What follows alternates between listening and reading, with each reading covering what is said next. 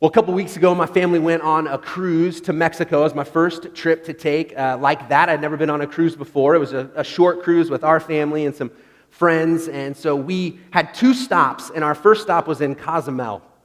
And so we get off the boat. I don't know if you've ever been on a cruise. It was a long kind of day and a half just being on a ship. And so we were excited to get off in Cozumel, and we had paid to go to a beach. I don't know if you've ever done a cruise, but it was one of those beaches that we'd be able to eat all day, all kinds of toys and things to play with. And so we were excited, so we found our taxi. We paid our $40 to get to this beach, and we get to the beach and we get into the ocean, and it's a great time. And then the kids decide, if you're a parent, you know how this happens often, they decide they want to go to the pool. They enjoy the beach for a few moments, but they want to go to the pool, and so we make our way to this pool on the beach site. And in this pool, there are tables. There's these concrete round tables around the outside of the pool. And so my son, Cade, who is 8, he always wants his goggles, and he's always underwater. And so Cade is swimming around underwater, and he finds himself under one of these concrete tables. But Cade doesn't know he's under one of these concrete tables. And so Cade runs out of breath, and in that moment, he shoots up out of the water, and he hits his head on the edge of this concrete table.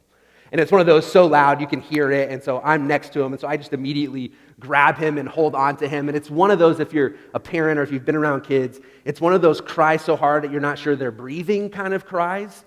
And so I'm holding him as tight as I can, and then all of a sudden someone says, "Oh, Kyle, there's blood." And so blood is pouring down the side of Cade's head in a pool in Mexico. And so we immediately get out of the water, and it's one of those moments as a dad where I felt completely helpless. I knew that there was going to be a language barrier. I've heard things about Mexican hospitals. I'm sure they're fine, but I've heard things about Mexican hospitals. I'd never been on a cruise. I don't know what next steps to take. And so I just get out of the water, and these two medics come over who didn't speak much English, but they come over to Cade and were great. They were great. They doctor it up, and they wrap his head. And here's a picture of Cade. This was just moments after this. And I got to be honest. I mean, these are going to be great memories down the road, but I got to be honest. In this moment, as it happens, I was extremely selfish. I began to think about how much we paid to be at this beach, how much it cost just to get there and get back. I had planned on eating tacos all day, and so there was just a lot going through my head. But ultimately, it came down to the question of, I don't know what to do. I don't know what to do. Both my kids have had stitches, and so I'm looking at it and I'm thinking, okay, these definitely need stitches. And so one of the managers of this beach comes over and is great, just helping me and helping Cade. And he said, you have two options. You can go to the Mexican hospital that is close, or you can go back to the boat.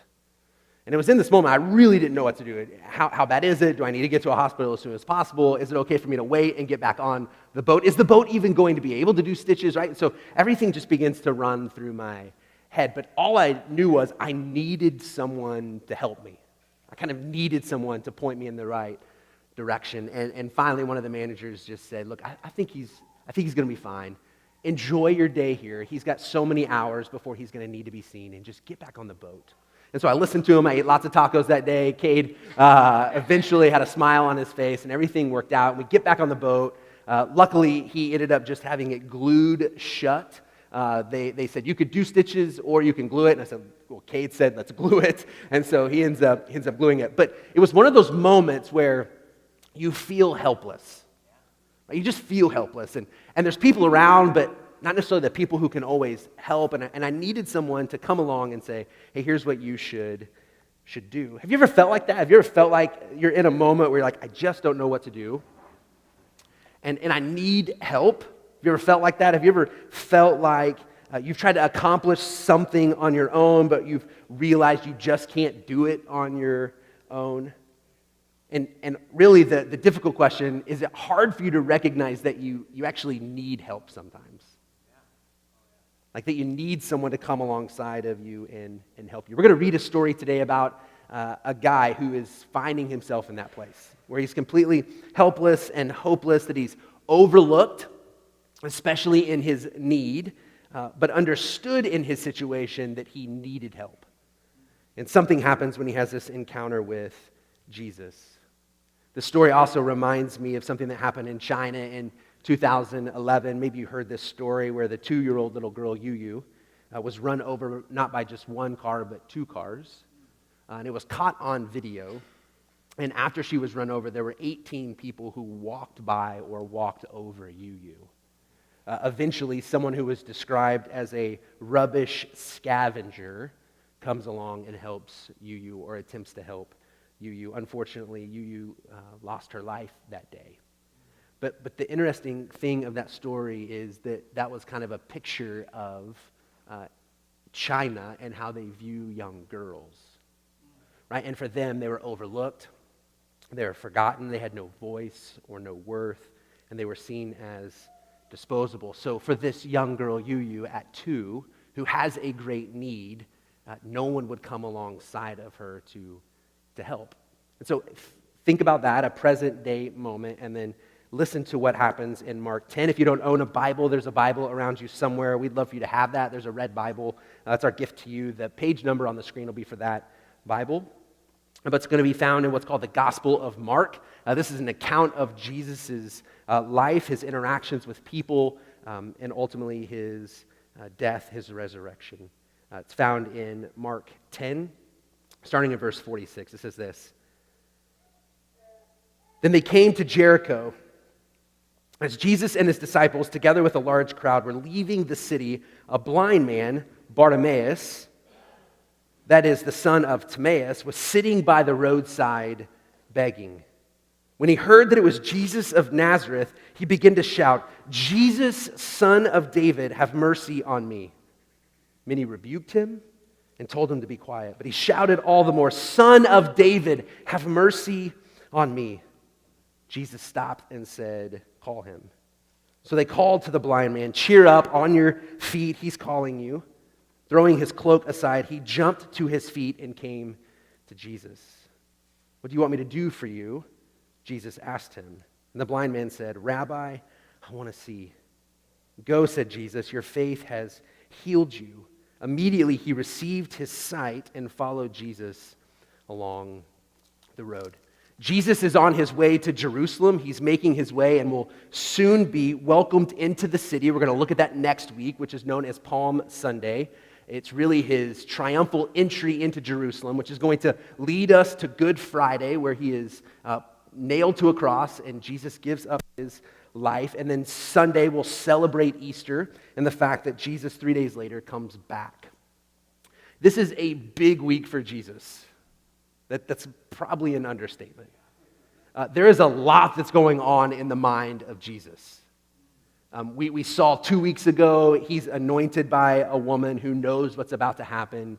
Jesus knows what's in front of him, and he has a lot going on. If Jesus is like me, this might be one of those moments where he's thinking, just don't make eye contact with anyone. If I make eye contact with them, I may have to stop and speak. And when you're busy, that's one of the things maybe that you don't want to do. But in this moment, we see that Jesus acts quite differently than what I would.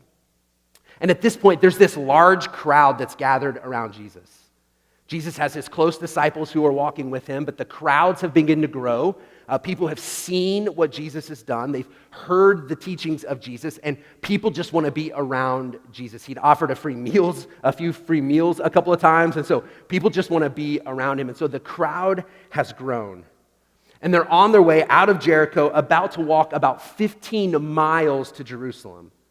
The elevation change is about 3,500 feet, and it would take about 8 to 9 hours to make this walk for Jesus and the crowd. He's leaving the city. He has his mind and his heart set towards Jerusalem and what the week is going to look like. But he then encounters Bartimaeus, blind Bartimaeus.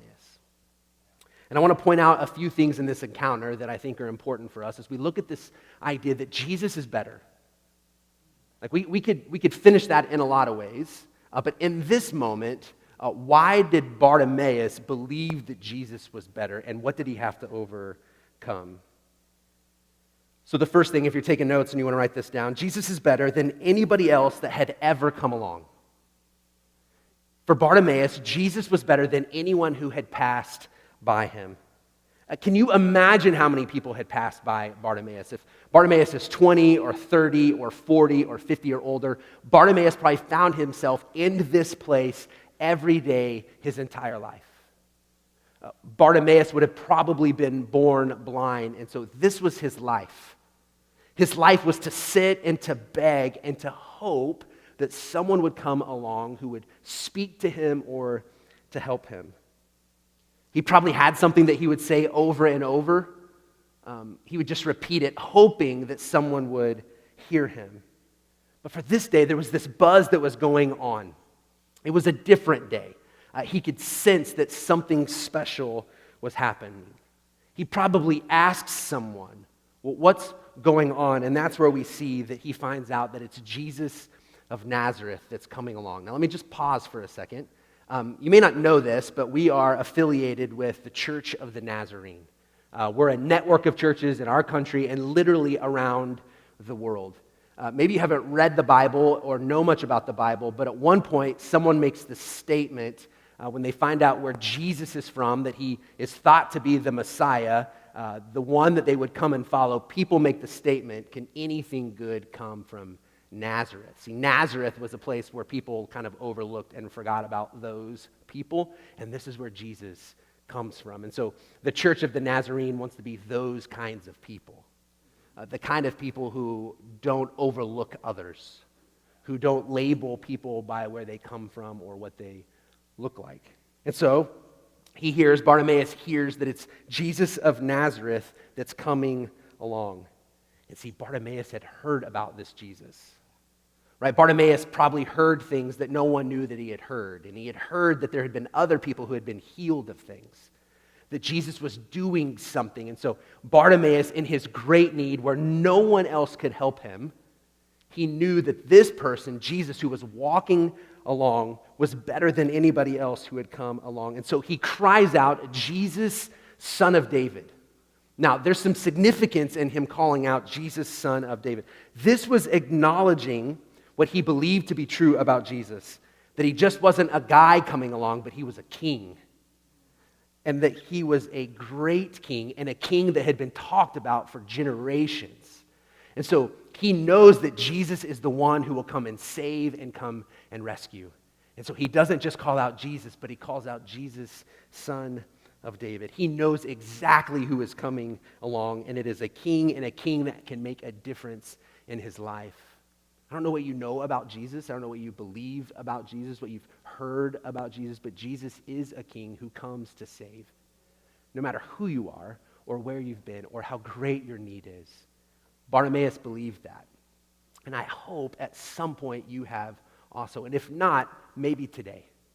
Maybe today is a day where you would believe that Jesus was more than just a good teacher or someone who did great things, but he was a king who was sent on a mission to make a difference in your life, in my life, and in our world. And Bartimaeus believed this. He believed that Jesus was better than anybody else who had ever come along. The second thing, he believed that Jesus is better no matter what others say or do. See, he had spent a large part of his life just begging to survive. I have no idea what this feels like. I can't even fathom what Bartimaeus probably felt like every day. How many days went by where no one spoke to him, where no one touched him, where no one helped him. This was the life of Bartimaeus. He had spent a majority of his life overlooked and forgotten and told to be quiet. He had been an outsider. He had been marginalized. He had been labeled as insignificant and unimportant, maybe even a nuisance. I'm wondering how many times someone tried to relocate Bartimaeus. Several years ago, I had taken students to Nashville on a mission trip, and it was the same time as the Country Music Awards. And I had been in Nashville time after time, and there is a large homeless population in Nashville. And so we took our students into Nashville to serve the needs of our street friends. And so we go into Nashville, and we literally could not find anyone. And so we began to ask what was going on, and we heard that the homeless people were giving tickets on a bus to get out of the city. That way, the important people who were coming into town, those who were there for the Country Music Awards, would not be disturbed, that they wouldn't be a nuisance. This is Bartimaeus. Bartimaeus would have People would have just rather got rid of him than to have helped him. And so as he begins to cry out for Jesus, there's a response from those around him. He was rebuked and told sternly to be quiet. See, there were those in the crowd that had an opinion about Bartimaeus. Some believed Bartimaeus was in his condition because of his responsibilities, his choices, or his parents' choices. That his blindness was a punishment, and that punishment separated himself from the rest of the crowd. That they believed Bartimaeus didn't have access to the temple. He didn't have access to God. And so being thought of as an outsider, he had no right to call out to Jesus. See, what had happened for them and what often happens for us is there was a line that was drawn in the sand. And there were those who had access to Jesus and could be a part of the crowd and be near to Jesus. And then there were those people, and Bartimaeus was one of those people. He didn't belong near to Jesus. And so they didn't think he had access. And so their faith was in religion. Their faith was in this idea that I could prove myself worthy to be near Jesus.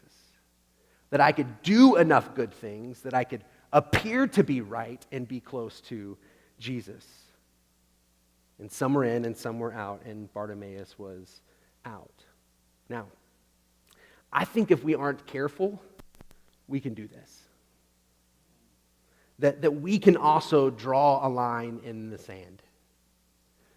And we want to be on the side that has access to Jesus.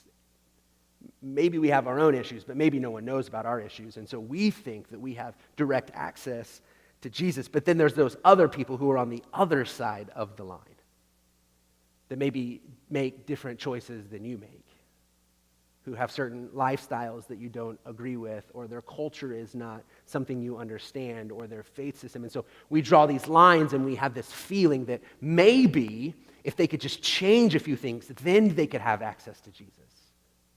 And so we draw this line in the sand. We can easily do that. We can easily believe for ourselves that it's about religion, that as long as I do what I'm supposed to do, then I have access to God. But we're not really after religion. We understand that it's about this relationship with a God who loves us, who knows us, say this often, who knows you fully and loves you completely. And so we draw these lines and we tend to separate people, and we feel maybe even uncomfortable when there's someone that we don't agree with who wants to have access to Jesus and we don't know what to do with it.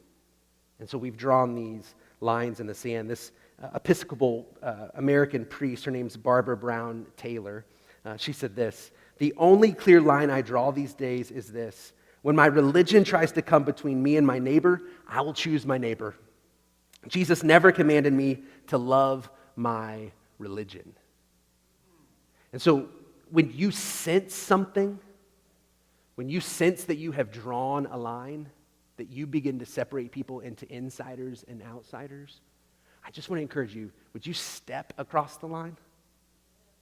Would you join those who are overlooked, who are seen as outsiders, who maybe you feel like can't belong? Would you step over the line? I love that line. Jesus never says to love your religion, but to love your neighbor. And so we're going to do our best. We're going to do our best to, one, get rid of the line. But when we find ourselves in a situation where there is a line, would you always cross the line? Whether it's social media, in your job, with your literal neighbor, would you just cross the line? And for these people, they weren't willing to cross the line. What they did is they kept Bartimaeus down on his side. They tried to silence him and to keep him from getting to Jesus. And so you may be someone who feels like you're on the other side of the line. Maybe your past history, some choices that have happened, where you grew up, how you grew up, things that you've struggled with. Maybe you feel like you are an outsider. Let me just encourage you today that you're not. And even if you were, and maybe we're all outsiders. And the truth is that that's who Jesus goes to. Jesus goes to the outsiders. He spends time with the outsiders. And so maybe you find yourself in that place. Would you just know the truth about Jesus? And we see what happens with Jesus and Bartimaeus. And so I wonder what we would have done or how we would have responded. And what Bartimaeus cries out for is mercy. He cries out that the Son of David, Jesus, would be merciful on him. He is pleading with Jesus first to just see him. Jesus, would you just see me? Would you be kind to me? Would you have compassion towards me? And he would not let others who would speak about him or believe certain things about him, Bartimaeus would not allow them to keep him from Jesus. And so we must not allow ourselves to let anyone keep us from coming to God. And we must do our best to not keep anyone else. See, he believed Jesus was better than any hindrances that were in his way. This is what I believe about mercy, about the things that God gives us that we don't deserve, and the grace that he gives us, and the love that he gives us. I think the level to which we have believed God has shown us mercy is the level we will be able to extend mercy to other people. If you know you have been deeply loved by God, no matter where you've been or what you've been through, it is much easier to love your neighbor. If you understand the mercy God has given you, it is much easier to extend mercy to the people around you. The response of these people who had heard about Jesus, this is what kind of floors me, is these people had watched and they had heard who Jesus was. They had a moment to help Bartimaeus get to Jesus. Right? They had a moment when they hear Bartimaeus call out to Jesus. What if there would have been a couple of them who would have said, "Here, Bartimaeus, let's help you get to Jesus." But the response is to silence him. And then verse 49, I love the short scriptures that we find in the Bible that are significant. It just says Jesus stopped. Jesus stopped. Theologian and author Daniel Akin says that Jesus taught his disciples the art of stopping. As you read the scriptures, there's a lot of times where Jesus is in a hurry and he's busy and someone interrupts him. And Jesus stops to pay attention. He stops when a woman comes up and touches him and she's healed. And he's in the midst of the crowd. He stops and he finds the woman and he sees the woman. She's already been healed, but he sees her and begins to know who she is. And in this moment, Jesus stops. He hears the cry for help, and in the midst of the crowd and heading towards Jerusalem, and in this busy week, he's allowing himself to be interrupted. And in being interrupted, he makes a difference in this one guy's life. See, the difference between Jesus and others, he was probably noticed often. Many people overlooked him. But these people noticed Bartimaeus and they scorned him and they told him to be quiet. Jesus sees him and loves him and pays attention to him. And not only that, but he calls for him. So this is a great part, because those who were silencing him, Jesus now says, "Hey, you need to go get Bartimaeus." I promise it would have gone much better if they would have just gone before Jesus had to tell them to go get him. But Jesus says, "Hey, go call him. Call him to come to me." And so those who are getting in the way of Bartimaeus getting to Jesus are now the ones who go get Bartimaeus and bring him to Jesus. And they call to him, "Cheer up," right? There's this feeling of, okay, he's heard your cries. On your feet, he's calling you. And this is where I think we see the third truth in what he believes, Bartimaeus believes, is that Jesus is better and he would put his faith in him. See, Bartimaeus was helpless and hopeless, and he understood his need, that he had to allow someone else to do something that he was unable to do. And as I said earlier, we can assume that he's been blind his entire life. And in an early age, he would have understood his place in society, that he was on the bottom. He would have had to look out for himself, that he may have even been sent out by his family, and so he was on his own. But Bartimaeus, when Jesus calls for him, he expects a transformation. He believes that something is going to happen. He believed in this moment he would be healed, and he made no other plans. Are you the kind of person who has a backup plan? That you think that maybe God is going to do something, but you kind of have these what ifs? Well, what if he doesn't? And so we begin to kind of like find other ways to find security and meaning and identity. We hold on to those things. We believe that God's going to do something, but we kind of hold on to our past in a way. Well, in this moment, we see that Bartimaeus doesn't do this. Verse 50 says, throwing his cloak aside, he jumped to his feet and came to Jesus. Now, I'm not blind, I've never been blind, but I can imagine as a blind person, you would want to keep your stuff near to you, right? And it wasn't just a cloak. A cloak would have been this large robe that he would have used as security. It would have been a source of shelter. It could have even been used as a source of comfort to lay on. Theologians say that if you were a beggar, you would often take off your cloak and you would fold it up and place it before you, and that's what people would put money in. This cloak was significant to Bartimaeus. And when Jesus calls for him in that moment, Bartimaeus believes, I don't need the cloak anymore. And so he takes his cloak off and he throws his cloak to the side, thinking, I'm not going to have to go back to it. And if I do, I'm going to be able to find it because I believe and know that Jesus is going to heal me and make me whole. And so Jesus says, come, he throws it off, and he gets to him. Earlier, we see an encounter where Jesus is spending time with a rich man, and he makes this request to the rich man to go and sell everything and come and follow Jesus. And the rich man is unable to do it. But for Bartimaeus, he believes that it's his only hope. His only hope is to go to Jesus, and he's willing to get rid of everything to get to him. And so the question we wrestle with is, do we really believe? Do we really believe that God can change our lives? That our futures can look different? That our past don't have to determine where we're headed? That we believe that God can heal us and make us whole? That he can restore us? And if he's going to do that, we don't have to hold on to things. We don't have to find other things to find our security or our hope or our meaning or our significance. That we can walk away from those things believing that Jesus will do what he says he will do. And so in verse 51, we see Jesus ask the same question he had asked his two disciples just earlier, James and John. What do you want me to do for you? What do you want me to do for you, Bartimaeus? And Bartimaeus answers, I want to see. I want to see. And in that moment, he is healed, and Jesus does what is asked of him. And I think my response in this situation, I would want to go show everyone.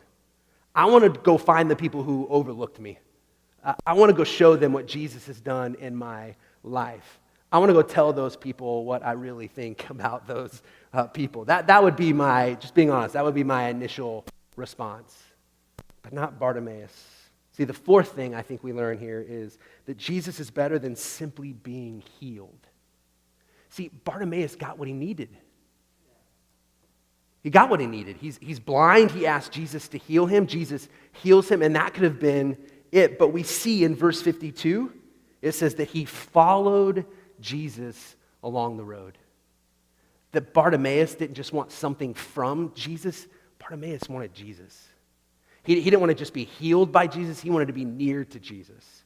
He didn't want to know about Jesus. He wanted to know Jesus. And I think Bartimaeus knew where Jesus was headed. And Bartimaeus wanted to be with him. And so it says that he follows him along the road. See, the danger of Christianity, the danger of being a Christian, is to only want things from Jesus, to only want things from God. And that being in God's presence, to gather together to worship, kind of takes a back seat.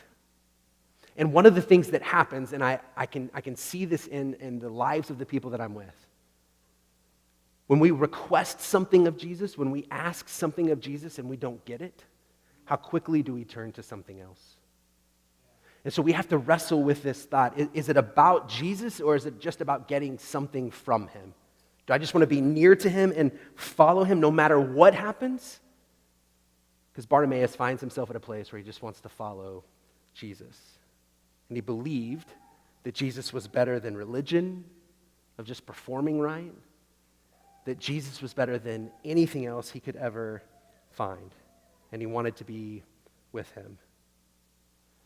And so I want to challenge you this morning and just ask you that question there. What do you need Jesus to do for you? What do you need from him? And here's where you have to begin to not just wonder, well, what could he give me? But ultimately what we need from Jesus is Jesus. We need his presence in our life. I know that there's many of you who recently have been through some of the most difficult things in your life. What you need from God is his presence.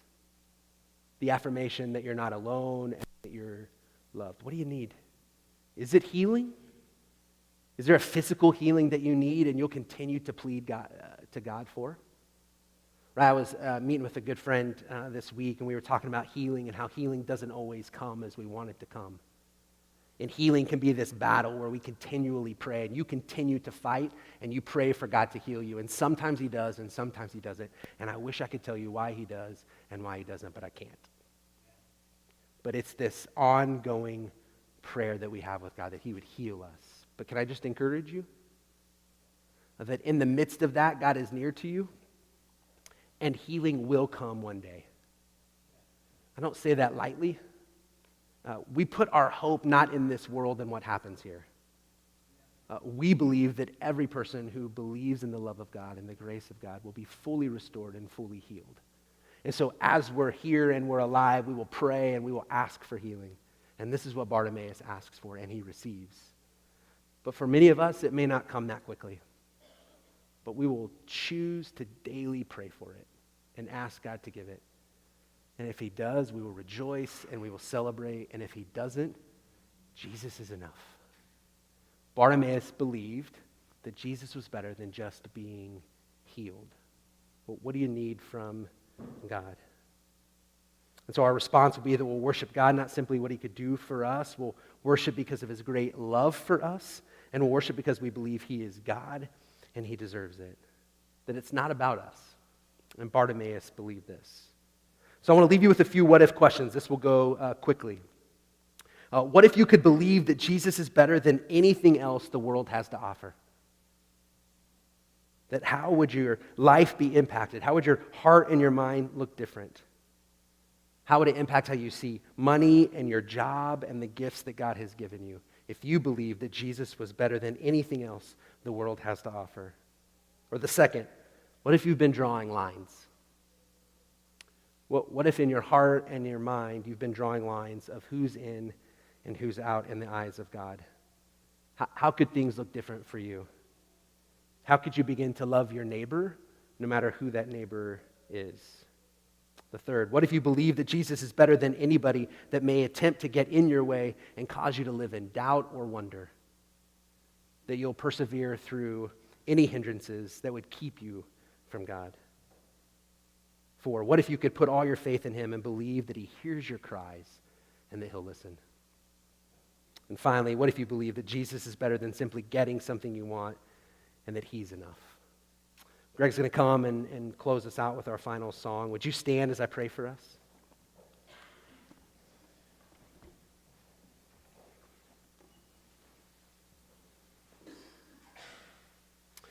As I pray, if you are here and maybe there hasn't been a moment in your life where you have believed that God is enough, that God sees you and he knows you and he loves you and he extends mercy to you, maybe today would be a day to do that. That just between you and him, you would believe that in your heart, that you would speak it in your mind, that you would begin to ask God for that mercy and forgiveness and believe that today he would give it to you. I believe that completely. Would you pray with me? God, thanks for a good day. Thanks for a chance to turn our attention to you and to worship you. Would you help us to believe, God, that Jesus is better?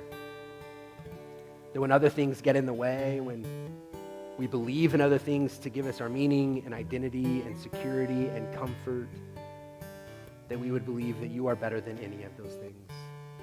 And then, God, would you really begin to do something in our lives? That we would fight against any lines that are drawn, that your kingdom is available to everyone. God, would you help us to be bold and to have courage? Would you help us to walk across the lines when they are there and to join those who are seen as outsiders and who don't belong? God, would you help us to do that? And God, would you help us to follow you? Would you help us not to just be after what you could give us or do for us, but that you would be enough for us? I pray in Jesus' name.